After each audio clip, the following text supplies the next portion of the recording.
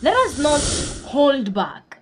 This is a spiritual and revolutionary transmission for those who are ready to hear the deeper truth that liberation was never meant to be found abroad, that the West was not the final destination, and that Africa is calling her warriors, her visionaries, her kings, and her queens back home. Africa is not asleep. Africa is rising from beneath the ashes. And this time she is not asking, she is calling her children back home. So to the scattered sons and daughters, to the dreamers in exile, to the ones waiting to be accepted in a land that was never truly their home, this is for you.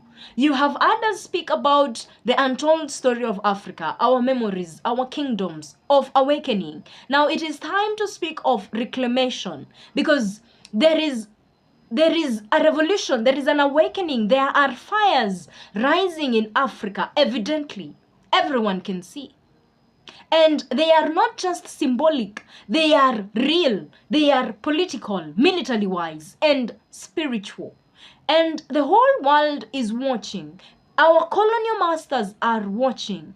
But more importantly, even those who came before us are watching.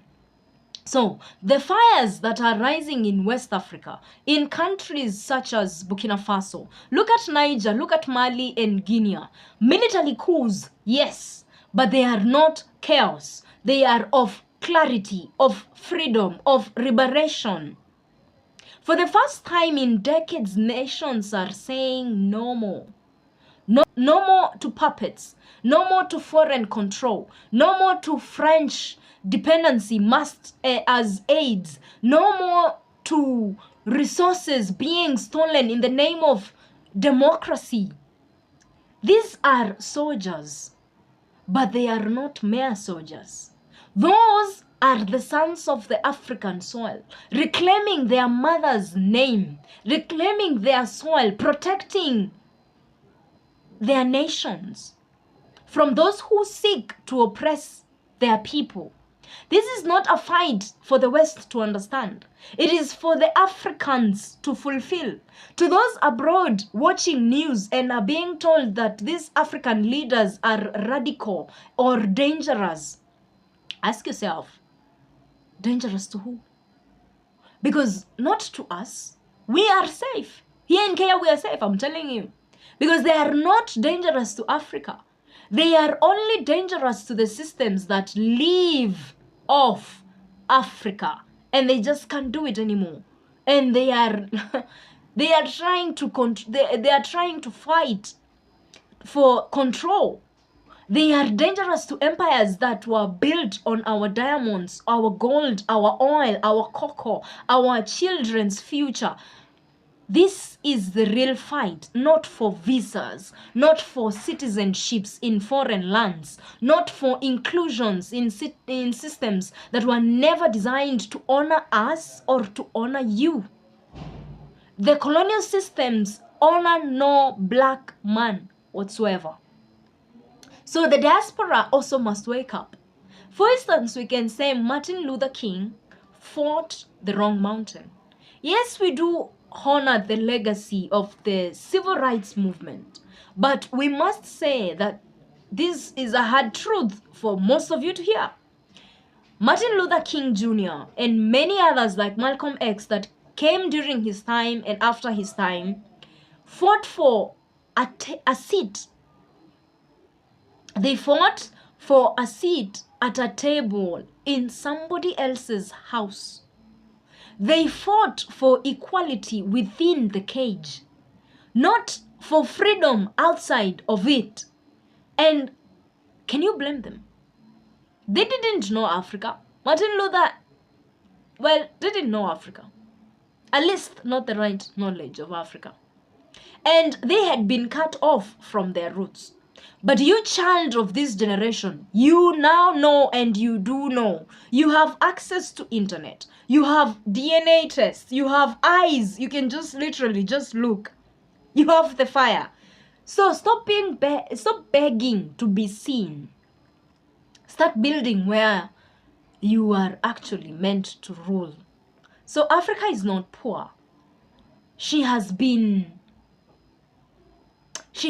robbed. She has been manipulated. She has been used. She has been indoctrinated for so long. But you say there is poverty in Africa. Yes, because thieves don't leave their victims rich. Our colonial masters have made sure that we are drowning in debts. Okay? From the Berlin Conference to the modern IMF, Africa has been robbed for so many years. But guess what? The soil is still rich, and the people are still brilliant, and the land still sings, just like you guys. You just need your own children to come back, not just as guests, but as rebuilders of Africa. Coming home was always the ancestors' prayers. Those who came before you never wished to own a land in New York. They just wanted to go back home. So you must remember that this revolution does not begin with our generation. It began with them.